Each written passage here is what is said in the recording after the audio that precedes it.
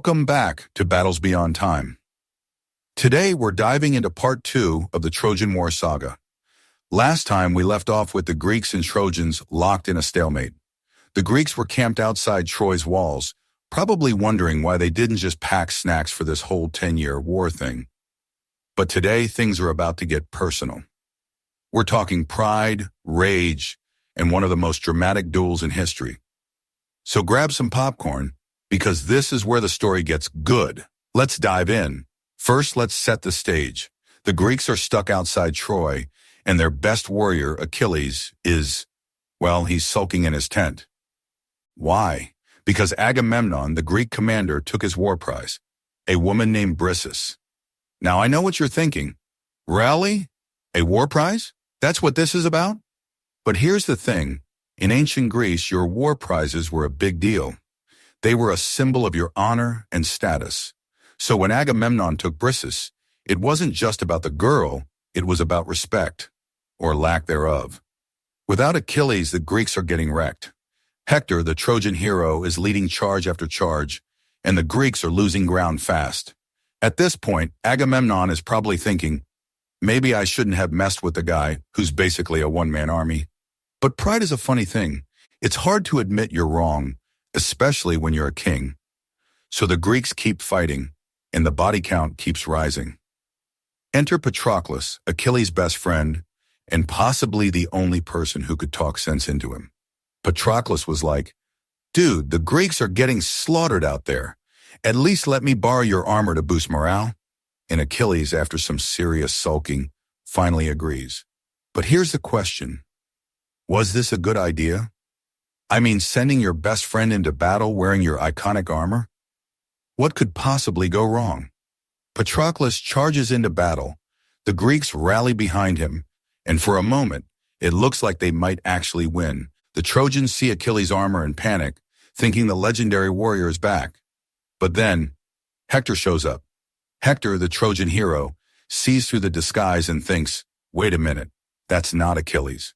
And what happens next? Well, let's just say it doesn't end well for Patroclus. Hector kills him, and the Greeks are left wondering, how do we break this news to Achilles? Spoiler, it doesn't go smoothly. When Achilles finds out, he's devastated. We're talking next-level grief here. He's so angry that even the Trojans can probably hear him screaming from behind their walls. And then he does something unexpected. He forgives Agamemnon. Yeah, the guy he's been mad at for years. Why? Because revenge is a way bigger motivator than loot. Achilles gets a shiny new set of armor from the gods, courtesy of his mom, Thetis, and prepares to unleash hell on Hector. But here's the question. Was this about justice or just pure rage? The duel between Achilles and Hector is legendary. Hector, knowing he's outmatched, still fights bravely. But let's be real. This isn't a fair fight. Achilles is basically a demigod with a grudge. Hector falls and Achilles does something controversial.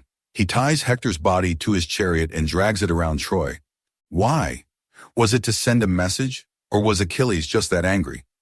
Either way, it's not a great look for the hero of the story. But then something unexpected happens. King Priam, Hector's dad, sneaks into the Greek camp to beg for his son's body. Can you imagine the guts it takes to walk into your enemy's camp and say, hey, can I have my son back? And here's the twist. Achilles actually agrees. He's moved by Priam's courage and returns Hector's body. Was this a moment of humanity in the middle of all the chaos?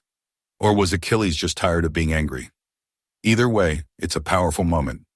With Hector gone, the Trojans are demoralized. But the war isn't over yet.